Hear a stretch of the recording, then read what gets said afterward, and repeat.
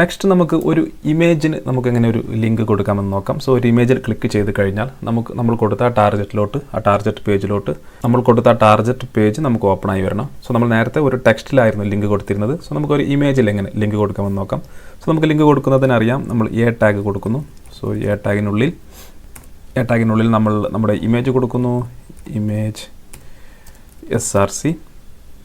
So എൻ്റെ image എന്ന് പറയുന്നത് ഈ ഫോട്ടോസ് എന്ന് പറയുന്ന നമ്മുടെ ഫോൾഡറിലെ google.png എന്ന് പറയുന്ന ഈ ഒരു ഇമേജാണ്. സോ ഇതിൽ ക്ലിക്ക് ചെയ്ത് കഴിഞ്ഞാൽ നമുക്ക് ഗൂഗിൾ വെബ്സൈറ്റ് ഓപ്പൺ ആയി വരണം. സോ നമ്മുടെ ലിങ്ക് കൊടുക്കാം. ഫോട്ടോസിൽ google.png നമുക്കത് ഇമേജ് ടാഗ് ക്ലോസ് ചെയ്യാം. ശേഷം സേവ് ചെയ്ത് കഴിഞ്ഞാൽ നമുക്ക് നമ്മുടെ ഇമേജ് ഇവിടെ ലഭിക്കുന്നതായിരിക്കും.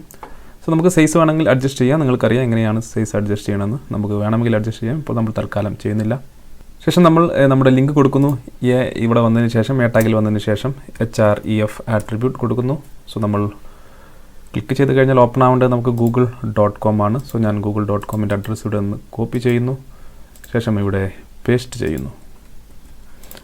ചെയ്ത് ഞാൻ സേവ് ചെയ്യുന്നു. സേവ് ചെയ്ത് കഴിഞ്ഞാൽ നമുക്ക് ഈ ഗൂഗിൾ പിക്ചറിൻ്റെ മുകളിൽ കൊണ്ടുവരുമ്പോൾ തന്നെ നമുക്ക് ഒരു കൈയിൻ്റെ ചിഹ്നം വരുന്നതായി കാണാം. ഈ ഇമേജിന് ഇപ്പോൾ ഒരു ലിങ്ക് ആക്റ്റീവ് ആയിട്ടുണ്ട്. സോ നമ്മൾ ആ ഇമേജിന് മുകളിൽ ക്ലിക്ക് ചെയ്ത് കഴിഞ്ഞാൽ നമുക്ക് google.com ഓപ്പൺ ആവുന്നതാണ്. സോ നിങ്ങൾക്ക് വീണ്ടും കാണാം, നമ്മളിവിടെ ക്ലിക്ക് ചെയ്ത് കഴിഞ്ഞാൽ google.com ഓപ്പൺ ആവുന്നതാണ്.